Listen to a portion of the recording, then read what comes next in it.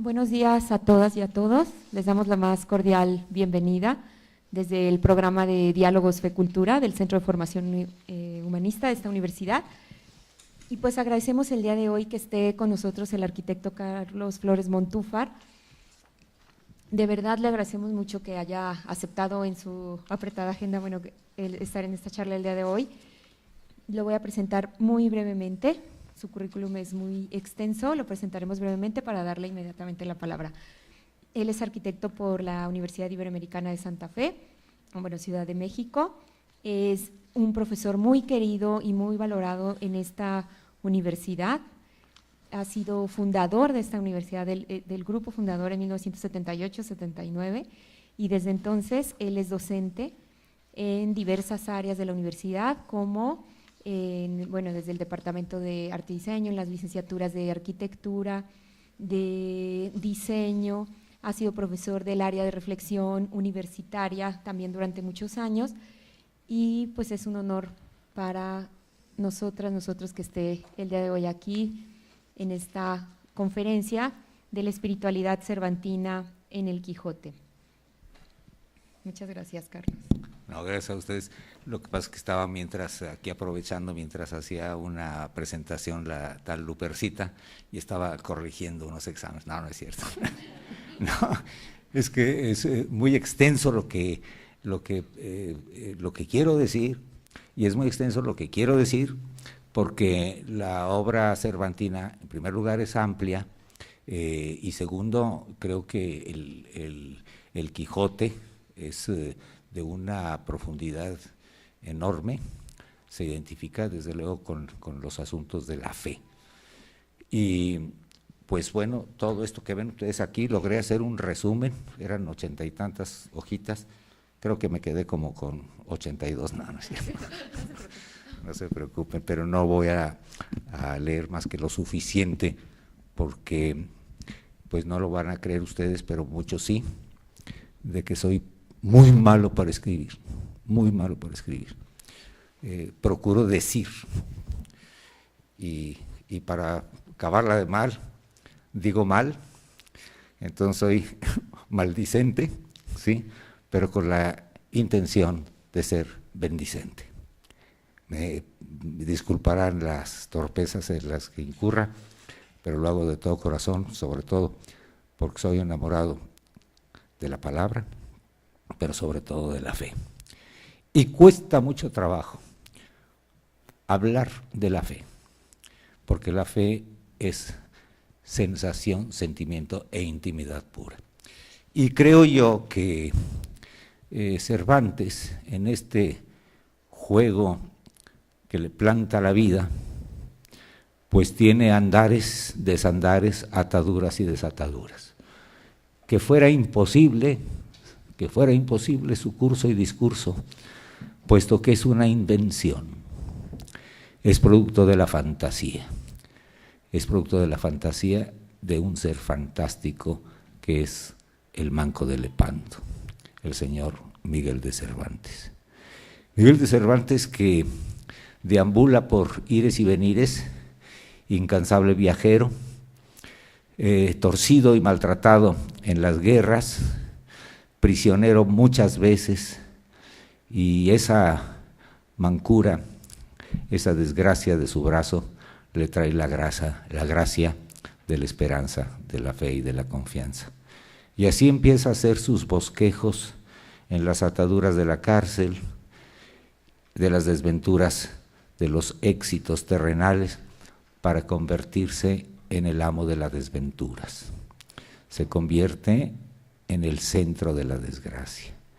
Y lo más hermoso es que en esta puesta en el escenario de la escritura que hace Cervantes en el Quijote, pues como lo dice él, yo escribo y él obra.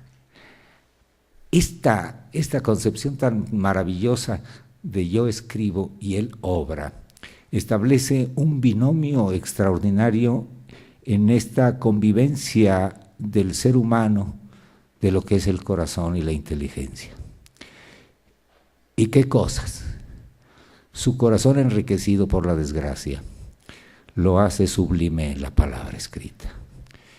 Creo que allí podemos empezar, en la admiración de lo que tiene el bendito Cervantes, que entre otras cosas debiera estar en el Santoral, y a ver si don Francisco en el Vaticano pues le echara un manazo, porque ha habido tantas conversiones a la fe a través del Quijote como tantas las hubiera por la prédica de San Ignacio de Loyola. En el caso de San Ignacio de Loyola, pues si él fuera el manco de Lepanto, pues entonces San Ignacio será el cojo de Pamplona. A uno le tumba el brazo para poder escribir y al otro le jampa las patas para que pueda andar en el mundo del espíritu. Entonces ahí tenemos unos panoramas interesantes en cómo se van ligando unas cosas como otras. Cervantes tuvo una estancia que no sabemos si fue breve, pero lo breve no importa, sino lo profundo de la posible brevedad en las enseñanzas de los jesuitas.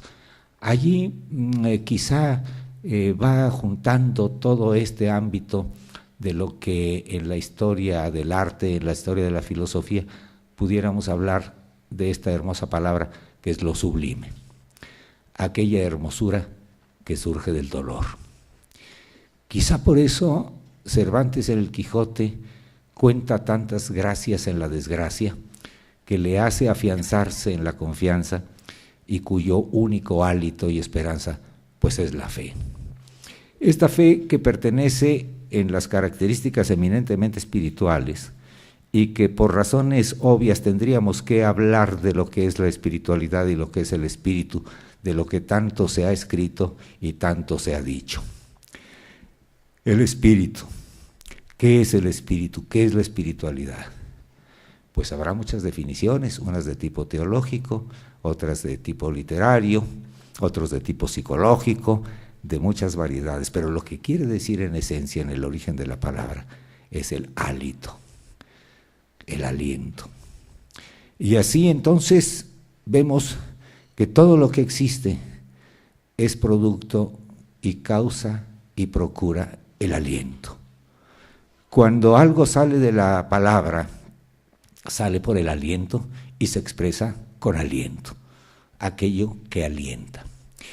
Y es lógico que en las desventuras, en los desequilibrios naturales de la existencia, que no son otra cosa sino parte del mismo equilibrio, el aliento procura que el desaliento se convierta en aliento.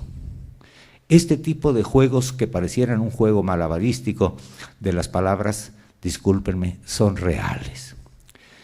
Pues el desaliento de una persona evoca y procura el aliento de la otra.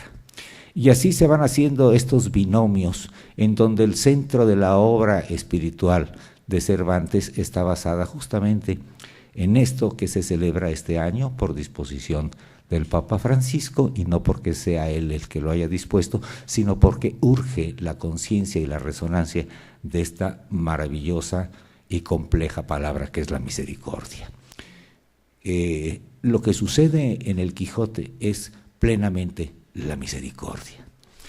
Esto que pareciera ser una posición que derivara de profundos estudios, no es que la misericordia surja de los estudios, ni de los teólogos, ni de los moralistas, ni de los sociólogos, ni de los psicólogos, ni de los doctores, sino que surge de la naturaleza misma.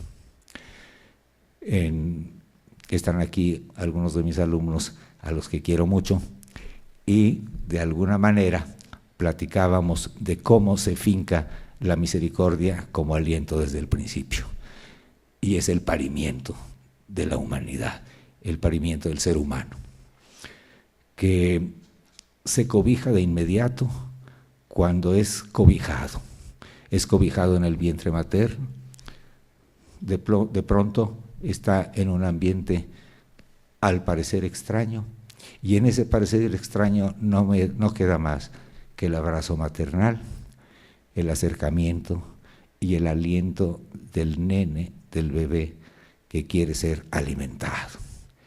Entonces no nada más es un alimento de tipo físico lo que sucede en la maternidad, en las lactancias, sino que ya está la urgente necesidad del que necesita. Y en este principio de la misericordia, pues no vamos a dar clases de misericordia, ¿verdad? Sería muy interesante esto de que, bueno, es lo que falta en el mundo es la misericordia, pues vamos a hacer un diplomado sobre la misericordia con carácter curricular y les vamos… No va por ahí, no va por ahí. Hay que entender la naturaleza misma. La naturaleza misma pide, exige, porque es obligado, es decir, es natural, el carácter de la misericordia. Como estos asuntos quedan a veces en las desavenencias por razones otras de que, pues hombre, en los desequilibrios de la naturaleza pareciera que hubiera bien y mal, y ahí empiezan los problemas. ¿Qué es el mal? ¿Existe realmente el mal? Y entonces podremos filosofar muchísimo, pero en una posibilidad simplista de este fenómeno nos aconseja la naturaleza que no veamos el mal, porque el mal no es otra cosa sino el bien escondido, y que nosotros tendremos que trabajar para rescatarlo, para hacerlo fluir, en fin. Bueno, pues eso es lo que hace Cervantes. Cervantes va a combatir el dolor dándole sentido. Va a atender la desavenencia con el aliento de la fe, de la esperanza, y entonces la vida cobra otros sentidos. Por eso creo yo que debiera estar en el santoral, el San Miguel de Cervantes, ¿sí? Como tantos otros. Pues ya si quitan unos, pues que pongan otros. Creo que han quitado varios, ¿no? Entre ellos, si mal no recuerdo, San Cristóbal, no sé si ya lo van a restaurar o no, pero bueno, pero en fin, eso pasa, y pues yo también en mi corazón pues está San Miguel de Cervantes, porque aunque ustedes no lo crean, yo desde muy chico en las piernas de mi padre era leerlo y leerlo y leerlo con un aliento tan maravilloso. Mi padre, que lo tengo presente, yo en sus rodillas, Isabel mi hermana en la otra, y oyendo a mi papá alentando la voz de Cervantes en la escritura del Quijote.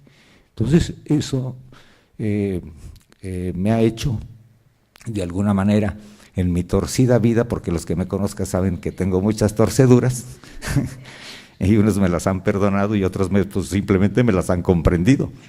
Pero bueno, en este avatar de lo que se juega en la vida, pues hombre, si no es la sensación en la realidad de lo humano, el aliento de la fe, pues hombre, se la debo en parte, si es que creo tenerla, que si la tengo, pues me ha alentado mucho.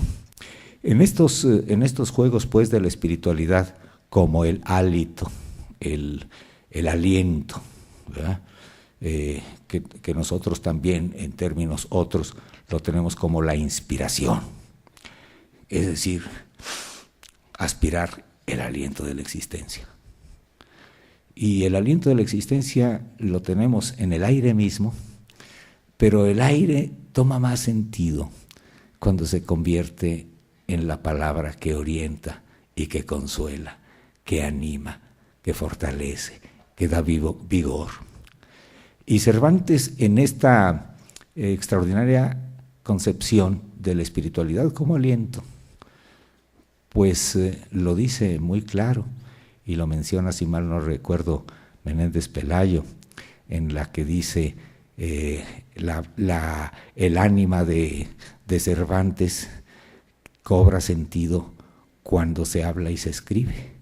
Y curiosamente inventa a Sancho Panza para que la palabra sea oída.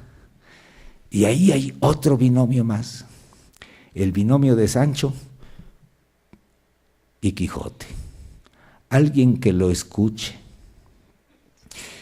que le escuche en su dolor y en sus pensamientos y en sus alegrías. Pero la sapiencia del señor Cervantes en este ámbito de lo que es el ánimo, el alma, el hálito, el aliento, pues ¿qué es lo que hace? Que a la idea le hace falta, le urge el arraigambre de lo pedestre, de lo terrenal. Y obviamente tenía que ser Sancho el que recogiera todos esos disparates y locuacidades del señor Don Quijote. Se establece una condición extraordinariamente hermosa. El perceptor de la animosidad y de la gracia. Y en este juego tan extraordinario del pedestre Sancho y del locuaz Quijote enamorado de la idea de las ideas, es decir, de la fe, de la esperanza, de la misericordia, pues lo necesita para desfacer entuertos, para no encontrarse contra el mal, sino para desfacer entuertos. Queda claro entonces que esta palabra de mal no está contraria al bien en la postura de la espiritualidad cervantina, sino que el mal lo entiende como el modo, la manera equivocada, por múltiples razones, de hacer el bien. Y entonces lo que tiene que hacer no es combatir el mal, sino desfacer el entuerto, es decir, eliminar lo posible la torcedura que nos hace equivocarnos en el placer y el gozo del bienestar terrenal y espiritual, y esa va a ser la misión del señor Don Quijote. Por eso necesitaba un individuo pedestre, montado en un asno, que según cuentan era más rocín el asno que el rocín de Don Quijote. Es decir, el sentido de la plenitud, ¿no? El otro, lo escueto, lo carente de corporeidad, pero la resedumbre de la no corporeidad.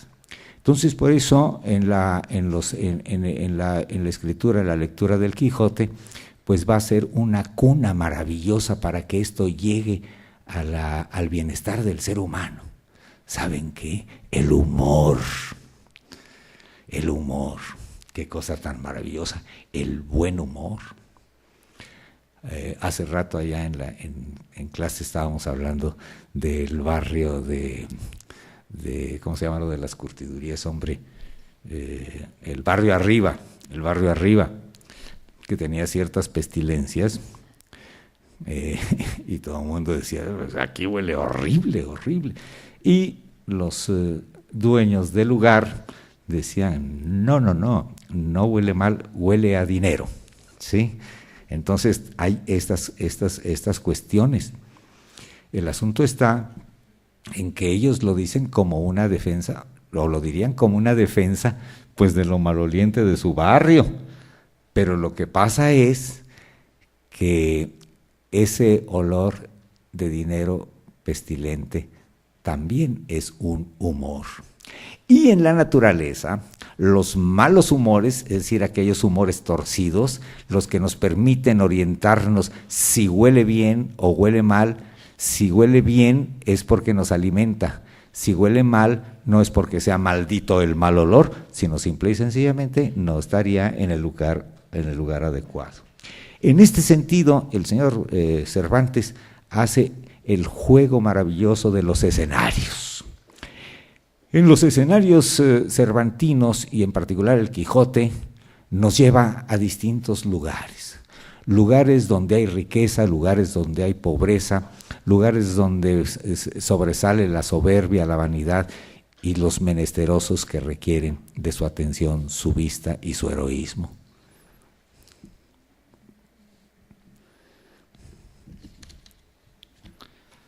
Ponemos la primera.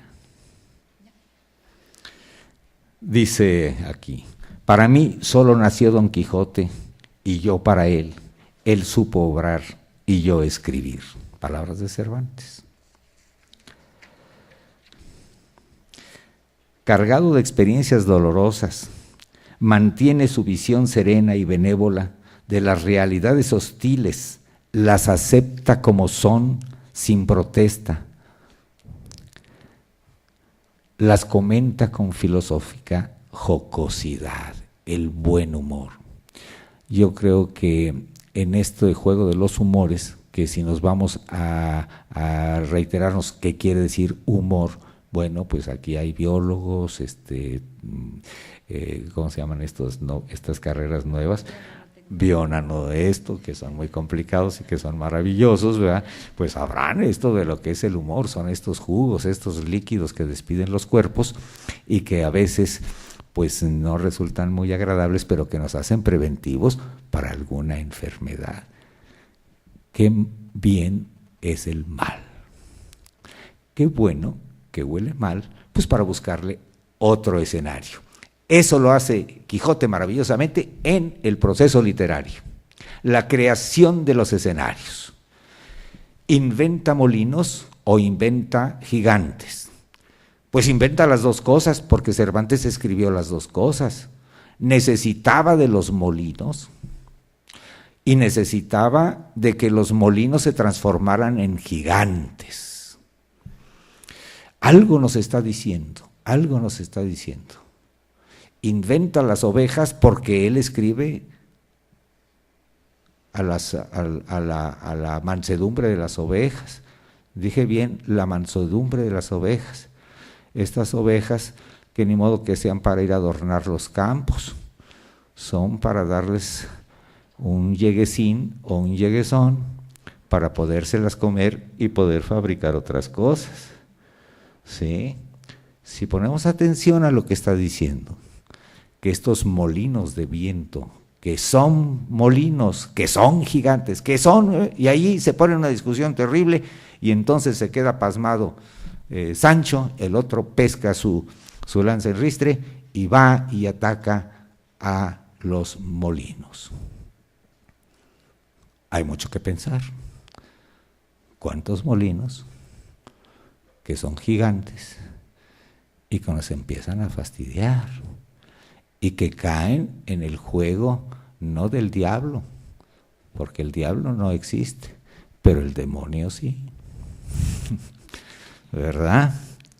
Entonces, todo lo que está oculto en esto que pareciera ser una condición necesaria, que empieza a sobreproducir quién sabe cuántas cosas para que andemos muy bien puestos en la vida, donde más pareciéramos burros bien vestidos, que sin vestidos fuéramos mejor. No es una propuesta, quédense ahí.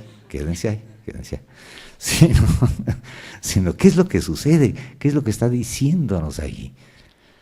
Pues ya dicen por ahí muchos pensadores serios, amantes de la fe, que el consumo tiene presencia demoníaca y estamos atrapados en estos molinos de viento como ovejas obedientes, que más que mansas somos mensos.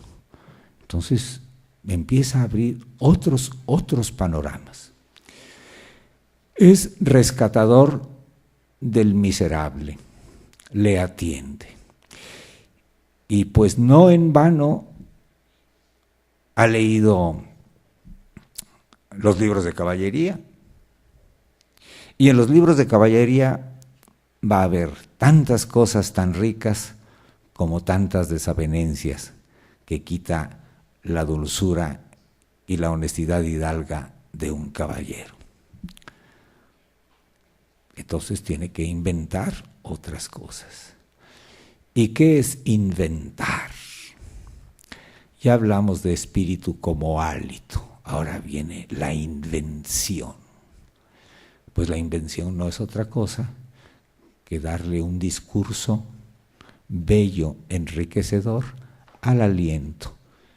Y entonces al ser humano le toca recoger el hálito, es decir, el espíritu, aquello impregnado de unidad a la cual le llamamos Dios.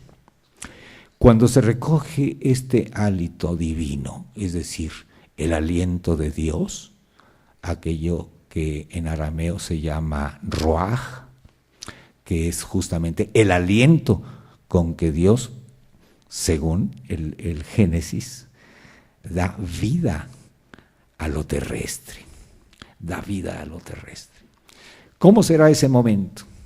Pues es cuestión de la imaginación.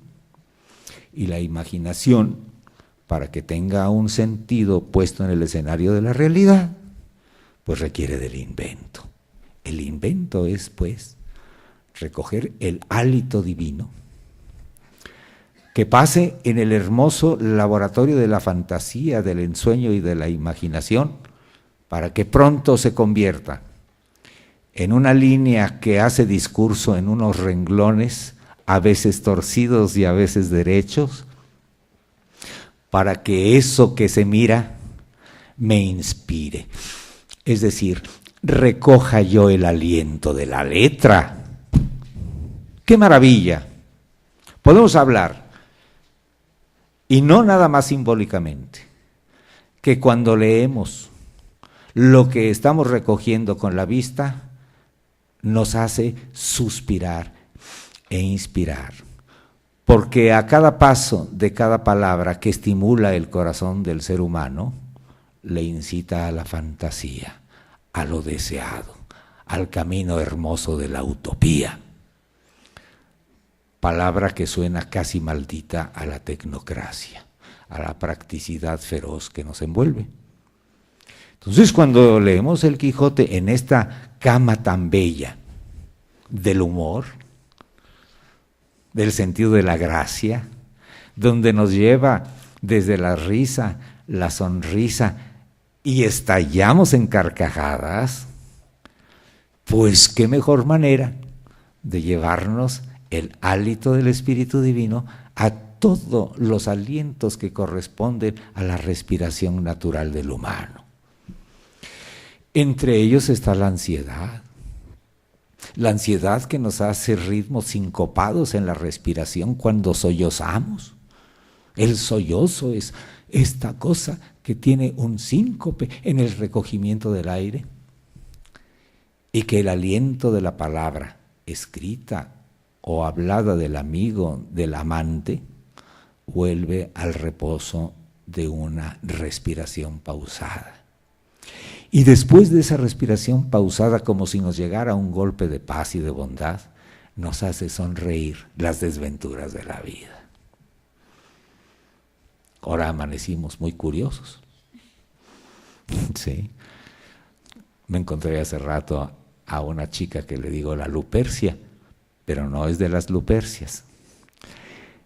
Y le digo, ¿y qué tienes? Dice, no, estoy desconcertada y pensativa por lo de Trump. Le digo, pues es una trompada más. Y cuando nosotros eso lo vemos como los molinos de viento, pues son reales. Entonces, la urgencia de la comprensión de la vida no necesita un curso de cómo atacar la vida, porque ya ven que de repente se ponen de moda muchas cosas. Al rato vamos a tener un coaching de quién sabe qué, ¿no? Porque estamos muy coachinguistas. Ya para todos el coaching de esto y el coaching de esto y tal. Bueno, nos dejemos de coachingadas y nos podemos poner en el asunto esencial de lo que es el aprecio y la revaloración de la vida, con esta disposición tan natural, tan llena de buen humor, como el señor Cervantes hace en el Quijote. En sus resonancias que tiene en otras artes, pues hombre, podemos tener el caso de los pintores, que se desgracian para procurar catarsis, ¿verdad? Y pues ahí tenemos estas cuestiones. Entonces resulta que cuando vemos a San Jorge dándole un llegue a un dragón, pues ahí no lo ponen muy a todas márgaras, pero no sé si sea el único dragón que se haya recetado, o si hubo otros que le pusieron una madrina de aquellas que Ucelo no las platica. Pero no creo que los dragones hayan sido tan mansitos para decirle, bueno, me voy a agachar, te voy a gruñir y luego me das un llegue con tu lanza. No, seguramente el dragón ya tuvo varios entres, en fin, etcétera, etcétera. Pero son estas fantasías tan extraordinarias que a veces la razón, o muchas veces la razón no resuelve, pero la fantasía sí. Y la fantasía exige también ser tocada, ser sentida. Y para eso existe la obra artística. La literatura cervantina no es otra cosa más que la comunión de los atados y desatados, de la realidad de la vigilia, es decir, de esta realidad concreta que podemos medir, pesar, contra aquella que es inspiradamente fantástica, como Dios. Dios, el ser fantástico. Claro que si hubiera algún dominico trasnochado, pues a lo mejor se enoja. Pero los artistas no nos enojamos, nos da gusto que Dios sea un ser fantástico, porque existe en la imaginación, esta imaginación combatida por los pragmáticos, este ensueño tan combatido por los pragmáticos, este ensueño y esta utopía tan combatida por los pragmáticos. Alguna vez dije que Cervantes en el Quijote cumplía la resonancia de la utopía de Cristo. ¿Qué quiere? Es real. A lo mejor con una varita súper mágica hubiera dicho Jesús como enviado del ente paterno y espiritual de Dios Padre y Espíritu Santo: no te preocupes, mijito, no hay tos. Estos güeyes andan portándose muy mal en la tierra, ¿verdad? Pues sí, hombre, hay que echarle la mano.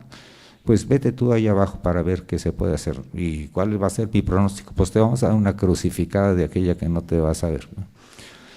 Y dice, así a tal grado, sí, y te va a ir como en feria, ¿eh? No solamente vas a ser golpeado físicamente, vas a ser odiado, vas a ser traicionado, y te voy a dejar un rato en el desamparo. Así Dios Padre, y el Espíritu Santo, pues a lo mejor negociando con Dios Padre. Oye, como que se está pasando la mano, mira, mejor vamos a darle sapiencia a todos los hombres y verás que… No. Ya, está el destino. ¿Cuál es el destino? Pues el destino de la misma vida, el destino de la misma fantasía, el destino de la imaginación, la posibilidad y facultad que tiene el ser humano para interpretar la gracia y la desgracia. Y así pues, en esta aventura de Jesús, traicionado y maldicho, abandonado, pues se convierte justamente en uno de los caminos donde el aparente fracaso es la gloria. Cervantes en el Quijote lo hace el rey de la desgracia, el amante del fracaso. ¿Qué contradicción pudiera haber? Claro, para los triunfadores y para, ¿cómo se llaman estos señores? Líderes empresariales y no sé qué, ¿cómo se llaman? Tienen nombres medio curiosos, ¿verdad? Líderes empresariales o la memoria me falla, pero tiene muchos nombres así medio divertidamente estúpidos, que todo el mundo lo quiere hacer así, de esa manera y de esa manera, y nunca nos hemos puesto a pensar en lo que es justamente las hermosas glorias del fracaso, porque el fracaso no cabe en las glorias materiales, no cabe, no tiene sentido. ¿Y cuántas cosas le debemos al fracaso? Eso sí no nos hemos puesto a pensar.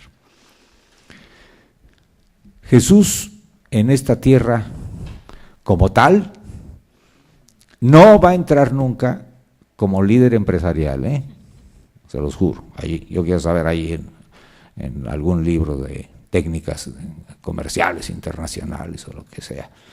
Economista número 1, Jesús de Nazaret. No va a caber, no va a caber, ¿no? Bueno, pero sí va a caber en el ánimo de lo que le demos al humor, en el ánimo y el sentido que le demos a las pielecitas, a los zapatitos, a la ropa, a los coches, a todo esto. Entonces, lo que orienta al ánimo de la vida es el bien. y Don Quijote se llamaba Quijano el Bueno, así, y eso le orienta. Y hago otra vez el paralelo con otro caballero andante que se llama San Ignacio de Loyola. Pues era medio tremendillo ahí, dicen, ahí en sus... no era tampoco así un súper noble, ¿verdad? Pero sí era noble. Y le gustaban las chicas y todo esto, ¿no? La fiesta, el billete, todo, las armas y toda esta serie de cosas. Y luego, pues, le dan su trancazo patil, o sea, en una patita, y pues préstenme unos libros, y ahí se está recetando unos libros, no le queda más remedio allí, los franceses de buenas personas, la misericordia lo llevan allí, llega a Loyola y empieza a leer un montonal de libros de otra caballería, los libros de los santos, ¿sí? La vida de Cristo, y se le empieza a mover el tapete, empieza a encontrar los deseos y el gozo y los placeres que son mucho más grandes que los de la tierra táctil, tan torcida y tan desmedida. Y ahí viene su conversión. ¿Y qué es una conversión? Generalmente cuando, ya se convirtió, pues antes que era, pues era musulmán, qué bueno, ya no es, no, fíjate que es cristiano. Claro que ahora es al revés, pero bueno, porque pues hombre, hay alternativas de modos de ver y todo eso, y nosotros lo que queremos es la sustancia. Y entonces sucede que estos molinos de viento, que suelen ser a veces las congeladoras de los pensamientos, ¿verdad? Entonces también los molinos de viento están dentro de las doctrinas. Aquello que nada más es permitido, la dogmática, es una congelación del corazón. El corazón en las doctrinas a veces lo meten para que se preserve, para que no se eche a perder, pues mételo en la congeladora.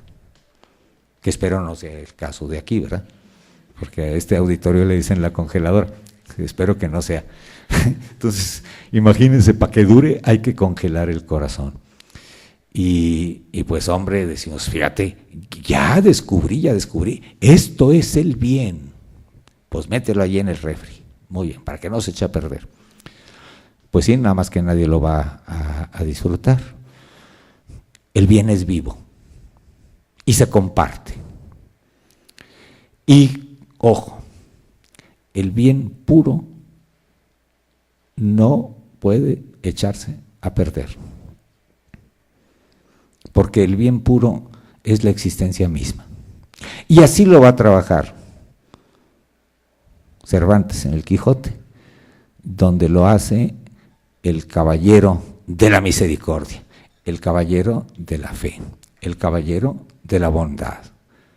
No habrá nada que le desaliente.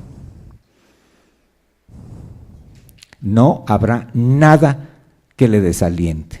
Lo voy a repetir 450,000 veces. ¿Cuánto llevo? 3, ¿verdad? Bueno, muy bien. No habrá cosa que lo desaliente. El que es poseído por el bien jamás podrá ser desalentado.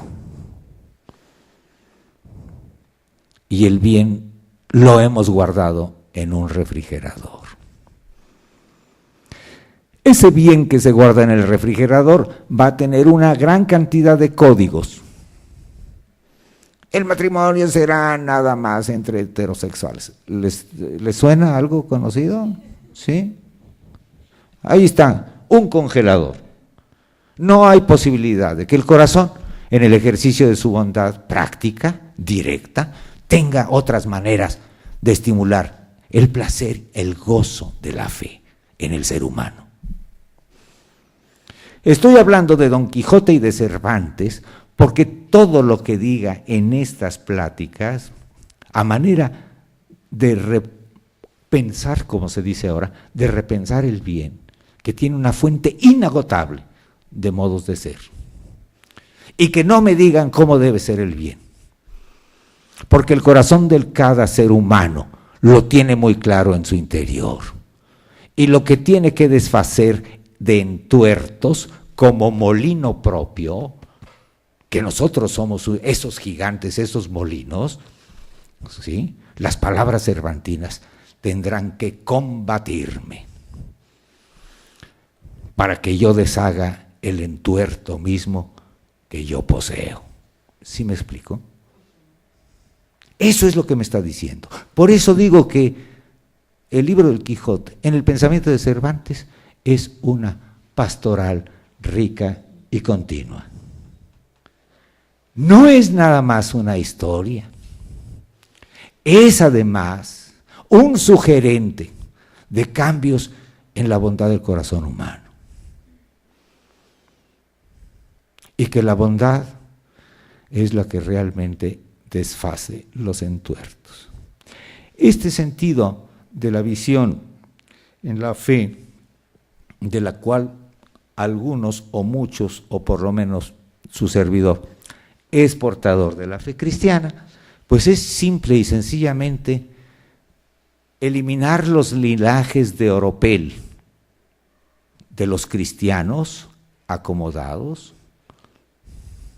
Hay muchos, que digo muchos, muchísimos, que se quiten el oropel de una moral entornada, torcida, que impide ver el bien natural del ser humano, es decir, lo ético de la vida. Códigos van, códigos vienen. Qué bueno que aquí no hay, pero yo creo que es de los pocos lugares que no hay. Pero hay topes para todo. No esto, no lo otro, no más para allá. Abusado si esto trae credencial, pasa, no trae, ahí se ven.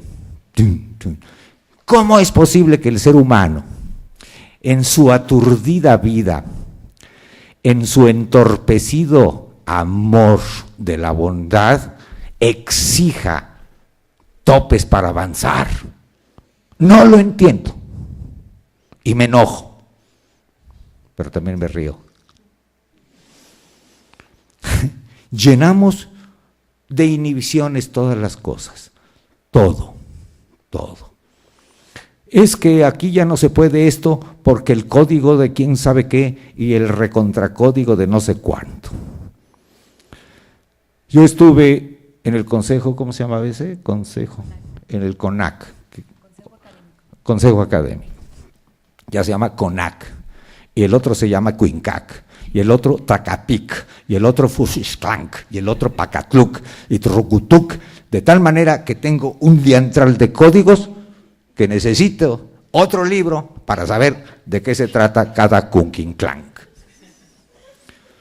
Desaparece la palabra, y aparecen los códigos de facilitación o de sumisión. Chan. El hombre ha perdido de tal manera, porque no ha roto sus molinos internos, ¿sí? Se ha enamorado de la sumisión. Don Quijote se resigna, no se somete, se resigna. Por eso se pone don, señor, se automarca, porque eso quiere decir enseñorear. Mala interpretación cuando dice las Sagradas Escrituras, pero que se maltraduce, y que dice dominad la naturaleza. Hay que entender qué quiere decir dominad, no quiere decir, no, es indecente, ¿cómo se dice? Es que iba a decir chínguese, pero no, destruya la naturaleza, sométala, no, quiere decir dele señorío, signifíquela, usted signifíquese a través de la naturaleza, obsérvela, siéntala, usted es naturaleza, el bien está en usted, el bien está en todo lo que está puesto en el escenario de la existencia. Ah, qué distinto. no someterse, significarse. Y cuando todos sabemos la grandeza de nuestra existencia, cuando todos, a través del hálito de las obras poderosamente buenas, como será el Quijote de Cervantes, nos vamos a entender. Porque nos enseñoreamos y vamos a sacar un caballo por el patio de servicio. Y me voy a encontrar un personaje distinto a mí, a un Sancho, gordo, ignorante, desletrado, porque allí Don Quijote, con su sapiencia de fe, va a descubrir las bondades de Sancho Panza. No le pone códigos ni exigencias. Lo único que le pide es que lo escuche y lo acompañe. Y nosotros ni acompañamos ni oímos. Pedimos códigos. ¿De qué página a qué página? A máquina, a mano, en computadora. ¿Se lo puedo enviar por correo electrónico? La vamos a abrir online. For WhatsApp, please. Entonces empezamos a hacer un decaimiento del valor de la palabra, de la mirada directa, de la gesticulación, de la animosidad de la expresión humana. Pues el Quijote, en su andar por sus páginas, nos va con el sentido del humor, la gracia que se convierte en desgracia para que la desgracia se convierta en ventura y la ventura en bendición. Dios mío, ¿no es eso nuestra vida? ¿Será tan estúpidamente fantasiosa? No, es hermosamente fantástica, porque la escritura quijotesca, en el caso de Cervantes en el Quijote, ¿sí?, es llana, ligera, profunda, amable, jocosa, tristona, endurecida, ablandada más que la mantequilla. Todo eso es el discurso de la vida. Entonces, cuando le vamos dando página tras página, que ya no estoy siguiendo lo que tenía escrito, pues entonces es eso. Porque a lo mejor ya me abrió otros caminos, viendo los hermosos rostros que ustedes tienen y que están posiblemente más bonitos que los garabatos que yo haya hecho, porque esto es la lectura, esto, cada asiento, hasta tiene pausas, tiene comas, tiene sujetos, tiene adverbios, tiene complementos, y todo esto que estoy viendo yo en este escenario tan maravilloso se convierte en una página más del Quijote. Dios mío, qué ventura, qué gracia. Eso es, para eso alienta la literatura, porque llena de sensibilidad, de sensualidad, de gozo, de disfruto, donde el aburrimiento se convierte en paz, ¿verdad? Porque el aburrimiento, así de aburrido, de jodido, pues no está bien. Pero si lo aburrido tiene un toque, siquiera un soplidito del aliento, ese aburrimiento, Ana, se convierte en paz. ¿Sí? Y luego la paz es inaburrible. Y sin embargo, la tecnocracia, la paz la tiene como el desdén más estúpido de la hiperddinámica. Está en paz. Qué aburrido. No, aburrido usted que está hiperdinámico. ¿Qué quiere decir aburrido? Aburrido quiere decir lo que aborrece uno. ¿Sí? Es una fatiga del odio. Entonces, cuando algo está aburrido es porque odiamos algo, no estamos de acuerdo, o requiero de un aliento.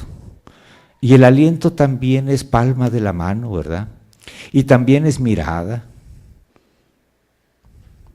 pero requiere la palabra. Y así vamos abundando. Como ya no sé qué sigue, pasa la que sigue.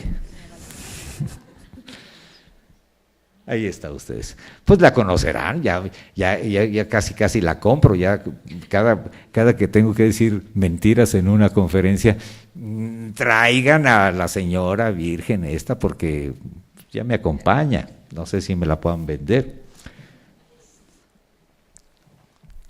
¿De qué te ríes? Si la puedo comprar.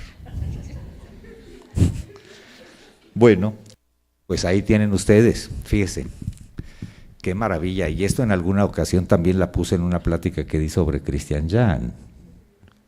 Siempre también saco a Christian Jan, ahora no lo voy a sacar porque el menso no vino, no es cierto. Pero hay estas quijotadas, fíjense. ¿Se acuerdan de la señora Dulcinea, verdad? Del Toboso. Los que no la hayan oído, pues de volada, lean el Quijote, porque tampoco se los voy a leer, si no, no salimos nunca. Bueno, esta señora del Toboso, pues era una chica que el señor Quijote, con su bendita vista, ¿sí? Bendita vista, porque dice bien con la vista, eso quiere decir bendito, ¿verdad? El que dice bien con la vida porque recibe bien con lo que percibe. Y entonces, pues, según los señores del lado de la partida, como dice en el Quijote, las damas de la partida, pues era medio traviesa o traviesa y media. No era de buen ver, pero Quijote supo hendir su mirada en el corazón de esa dama. Y pues la transforma en su princesa, en su dama, en su emperatriz. Ya cuando está uno leyendo todo lo que pasa con la señora esa, y luego de repente ya no es su dama, sino su emperatriz. Este cuate pues sí está loco, pero está loco de amor. Bueno, pues aquí en esto que es la dormición de María, que dijo Caravaggio, yo soy italiano y a mí no me andan limitando con que si se durmió o se murió, pues porque pues no sabemos, ¿verdad? Ya ven que ahí hay una serie de discusiones muy interesantes de que se murió, que se durmió. Pues Caravaggio dice, pues mire, para mí la voy a matar. Entonces, pues se murió. Ahí está, muerta. Porque en las bondades divinas, pues qué problema hay para Dios que la resucite y siempre me hago bolas con eso, y que la asunte, ¿sí? Para que la asunte, no para que la ascienda, ¿verdad? Porque la ascienda, pues nada más, el ascender es muy divertido para las feministas, ¿no? Ascendió, pues nada más ascendió Dios y era un señor masculino, ¿verdad? Pero ya no, ¿verdad? Algo se ha logrado, algo se ha logrado. Bueno, el chiste es que en ese tiempo no podía ascender, la tenían que asuntar, o sea, unos mecates divinos para jalarla, mira, y entonces ya ahí la llevan hasta el cielo. Bueno, pues entonces Caravaggio dice, pues miren, de lo que se trata es de significar el dolor que siente la persona amada, ¿sí? Entonces yo lo que voy a pintar es el dolor, pero también, pues leían los evangelios, eran personas cultas, bien puestas en el escenario de la existencia. También sabía Caravaggio de la señora Magdalena, ¿sí? Prostituida por la historia, ojo, ¿sí? La historia fue la que se encargó de prostituir, porque necesitaba chicas malas para que fueran buenas. Qué horrible, ¿no? Tengo que fabricar pecadoras para que te portes bien. Bueno, ya se acabó eso, afortunadamente. Pero, ¿qué hace Caravaggio? Va a ver el dolor de los dolores. El dolor de la pérdida de una persona amada. El dolor de la no comprensión y de la inmisericordia postura humana. la explotación de la carne, ¿no? Cuando todo esto convulsiona en la mente de Caravaggio, pues va a hacer de una puta muerta, la va a convertir en Dulcinea. ¿Voy bien? Procesos analógico-metafóricos. Una chica traviesa, medio mal hecha, según dicen los de la partida en el Quijote, en sus llanas y hermosas páginas, el Quijote, con su cristianismo y su fe mágica, la transforma en emperatriz. ¿Y qué está haciendo Caravaggio allí? Toma como modelo un cuerpo muerto de una abandonada prostituta para llevarla a la dignidad que merece. Eso es lo que hace el artista. Es mago, porque hace aparecer lo que los demás no vemos. ¿Voy bien? Y así pinta a María tan bella y tan hermosa en la inspiración de la miseria humana. ¡Qué conmovedor! ¡Qué conmovedor! Pues eso hacen los Quijotes, y los Quijotes se significan como portadores puros del bien para deshacer las torceduras de nuestras interpretaciones tristes de la vida. ¿Qué más? ¿Cómo andamos de tiempo? Porque luego quién sabe qué me regañas. Ahí voy. 10 minutos más. Media hora. No te creas, lo que sea. Vamos a ver lo que sigue. Muy bien. Bueno, ahí pues vamos a ver eso. Llenósele la fantasía de todo aquello que leía en los libros, así de encantamientos como de pendencias, batallas, desafíos, heridas, requiebros, amores, y asentósele de tal modo en la imaginación que era verdad toda aquella máquina de soñadas invenciones, que para él no había otra historia más cierta en el mundo. Juntura de la fantasía, es decir, aquello que nos mueve en el interior y a veces fracasa o se sintoniza con la realidad táctica. ¿Sí? ¿Qué más?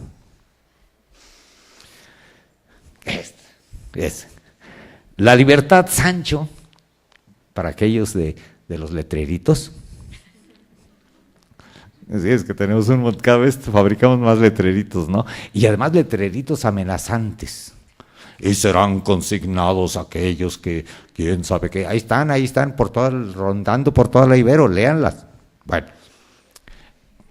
¿qué quieren que haga?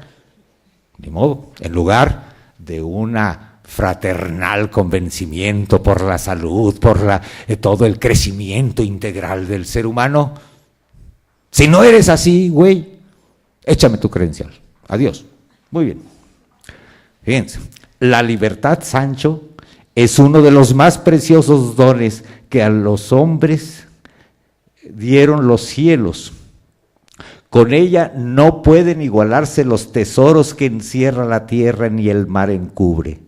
Por la libertad, así como por la honra, se puede y debe aventurar la vida. Y por el contrario, el cautiverio es el mayor mal que puede venir a los hombres. El cautiverio.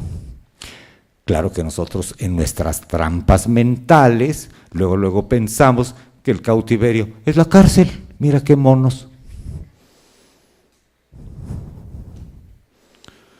El cautiverio nos acecha, Procedimiento eficaz del mercantilismo, ¿no? Cada vez nos ofrece términos bellísimos, como la innovación. ¡Wow! La innovación cada vez tiene más truncunturres. para jiquipipaparras, ¿no? Y entonces, pues por eso, online, los riesgos seductores, ¿sí?, del mercantilismo, que nos hace cautivos. No seamos tramposos, no se está refiriendo allí Quijote a estos barrotes que a lo mejor son más liberadores que todo lo que nos rodea y nos acecha en un cautiverio tramposo, el consumo, ¿no? ¿Qué más?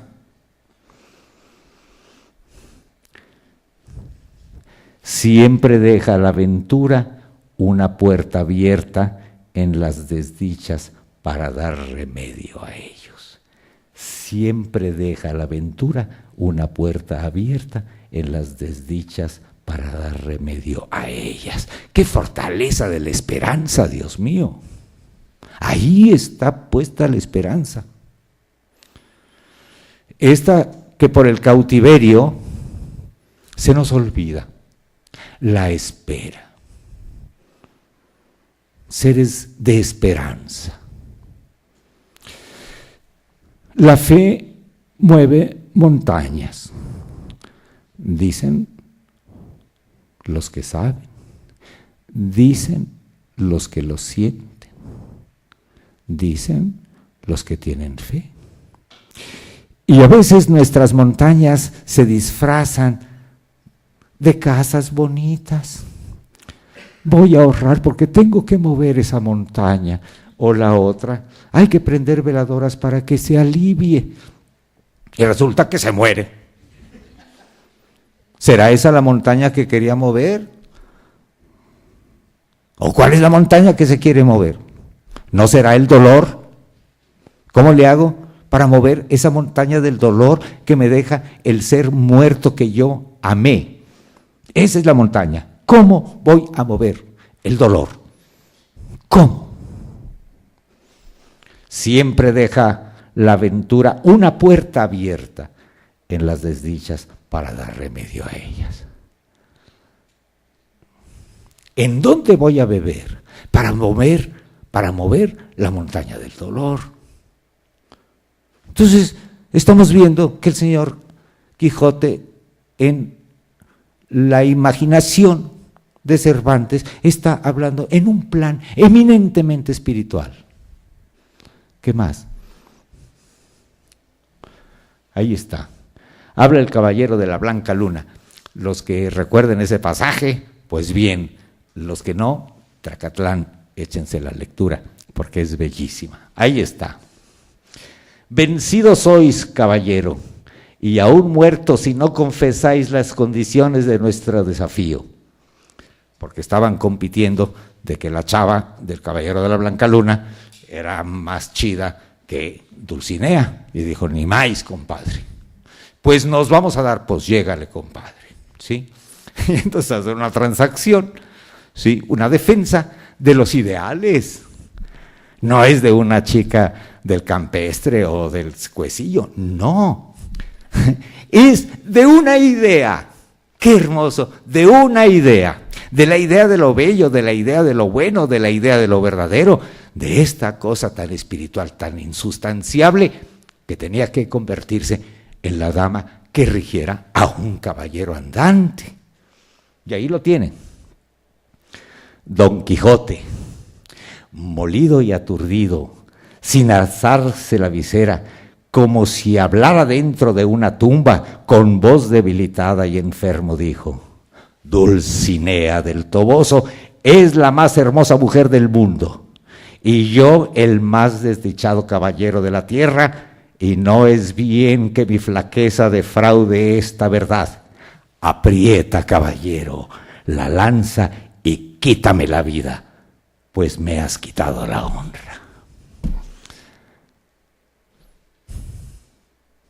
Mártir de la verdad, carajo, mártir de la belleza, mártir de la bondad. ¿Quieren ver más espiritualidad? ¿Qué más? Y así pasan cosas. pasan cosas. Y dice allí, la sucesión interminable de reveses confirman que las victorias no encajan con su heroísmo. Ya lo pensamos, todo lo que quiere decir eso.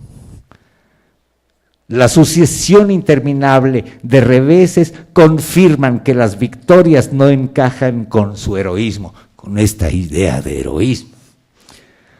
Es el vencido esencial, no puede vencer en sus empresas sin dejar de ser quien es, heroísmo puro, que no espera recompensación ni necesita estímulo, no es el héroe inventado por la historia, que necesita resplandores de éxito, aún falsificado, para ser recordado en la memoria de la gente.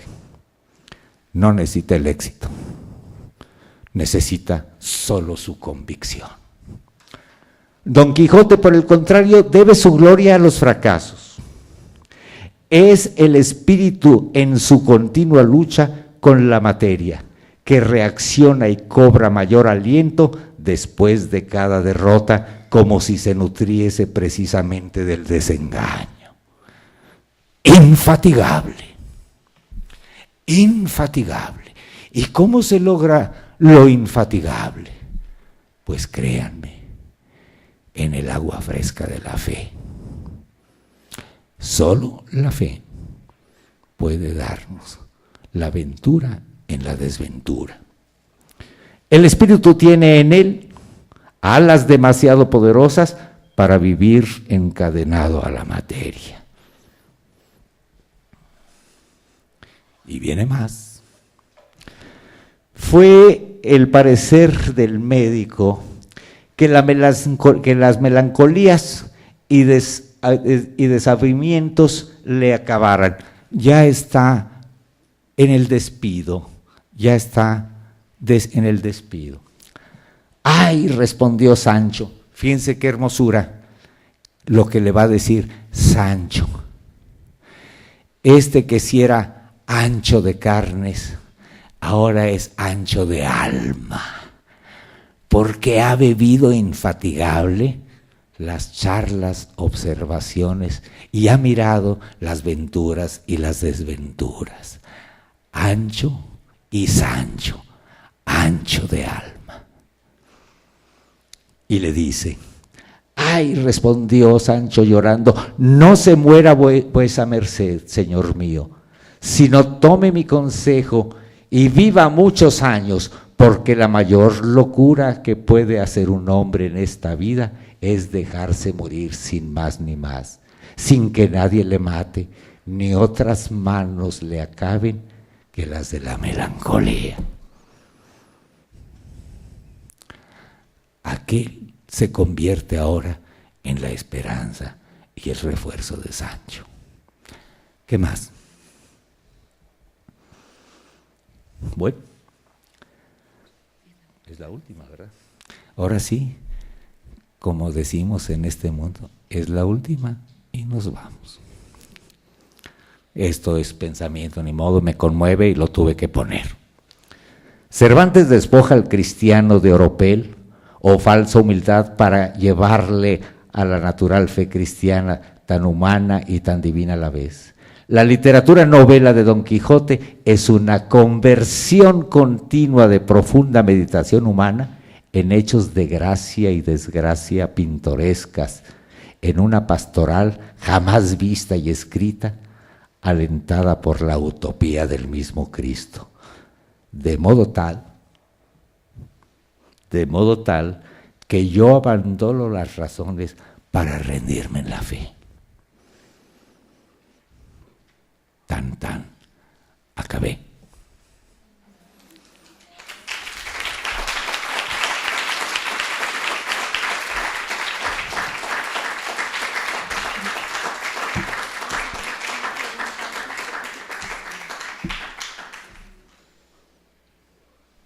Muchísimas gracias al arquitecto Carlos Flores. Ahora sí que tu palabra nos alienta. vamos a abrir un espacio muy breve, muy puntual de preguntas o comentarios, si alguien quisiera participar. Pantojita. Perdón, pero esto es inagotable, pero tampoco al rato va a hacer un curso sobre interpretación. No, ya, eso es cosa de cada uno. Pero eso, por favor, no hay que olvidarlo. Eso. ¿Qué pues? Es que pues, esa. Sí. ¿Esa? Achis. Ah.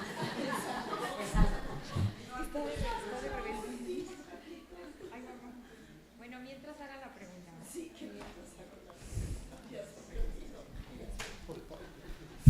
¿Qué pasó, Pantojo? Pues inventa otra, hombre. Tú estás hablando de la espiritualidad del Quijote, bueno, hay del Miguel de Cervantes, pero hay una situación que tú me aclararas, es que la Inquisición en 1616, antes de su muerte, lo iba a procesar por hereje, iba a censurar o a quemar sus libros. Yo cuando leí, no soy un conocedor así profundo de Miguel, pero yo cuando leí el libro, yo no vi nada que fuera en contra de los principios religiosos. No lo procesaron, no lo hicieron porque se murió en ese año, ¿no? Pero nunca entendí por qué la Inquisición, porque decía que era un peligro su libro para la fe, para el Imperio Español, era lo que decíamos. Sí. Fíjate que hay cosas muy divertidas. También lo estaban acusando de que era un lenguaje hipócrita, o sea, la literatura de Cervantes, hay un chorro de escritos en los que lo estaban acusando que era una lengua hipócrita que estaba siguiendo las disposiciones del Concilio de Trento. Entonces, bueno, y eso es aparte. O sea, unos lo acusan por hereje, que serían los visores de la Inquisición. Pero tú, ¿qué le vas a hacer caso a la Inquisición, hombre? La Inquisición está más práctica todavía aquí. Lo que pasa es que pues, nosotros pensamos que nos pueden quemar las patas y todo eso. No, ya la Inquisición ahora es simbólica, y que yo no sé cuál sea más cruel, ¿sí? Pero tuvo defensores muy fuertes. Lope de Vega, por ejemplo, y mira que Lope de Vega era medio cabronzuelo, porque no creas que era su rival literario, y fueron puras condiciones de exaltación de la belleza de su obra, ¿sí? Pero la Inquisición, bueno, pues ¿qué quieres que habrá una conferencia un día sobre la Inquisición y nos divertiremos mucho? La Inquisición, acuérdense que entra después a España a finales del siglo XV, entonces viene Carlos V como defensor de la fe cristiana, tolerante, pero ya al final Carlos V dice unas cosas que a mí me asustan, porque pues ya estaba yo creo que chocheando, porque siendo de un espíritu magnánimo de humanismo, es el humanista español, dice, de lo que me arrepiento es de no haber dado muerte a Lutero. Entonces, pues también la rechiflan, ¿no?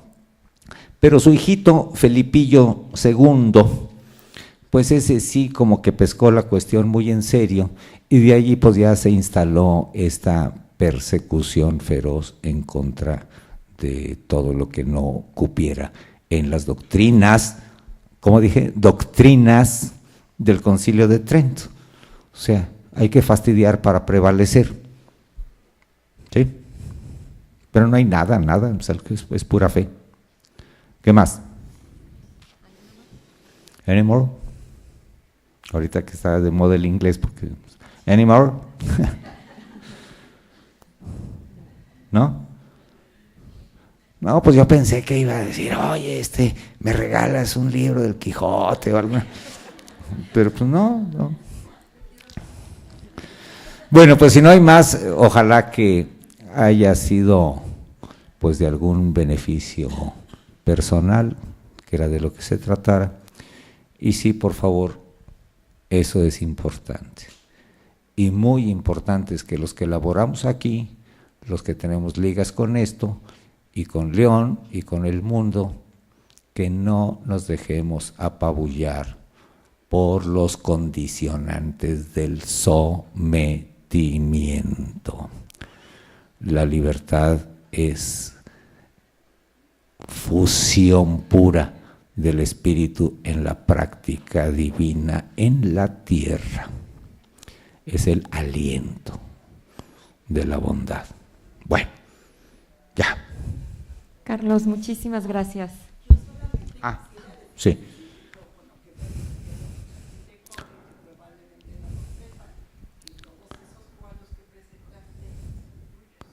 Bueno, sí, muchas gracias. Y sí, son obras mías.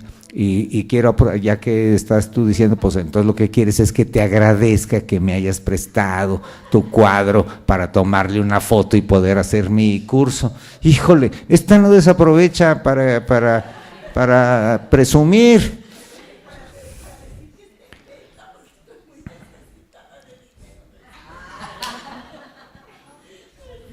Es de Jalisco, es de Jalisco. Sí, entonces muchas gracias a quienes me prestaron sus cuadros, que creo que ya ni uno tengo yo. Sí, uno, el último. Todos los demás están en manos de gentes que he podido engañar para sacarles una lana y venderles mis cuadros. Bueno, muchas gracias, adiós. Muchas gracias. Perdón, ¿alguien más?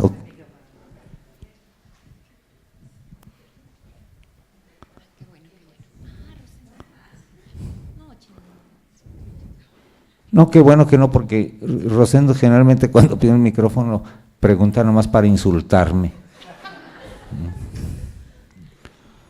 Bueno, ahora sí. ¿Ya no hay otra pregunta? Normita, tú eres muy preguntona. ¡Ay, qué barbaridad, qué barbaridad! Bueno, muchas gracias por haberme tolerado y ojalá que hayamos salido contentos. Muchas gracias. Te agradecemos, Carlos.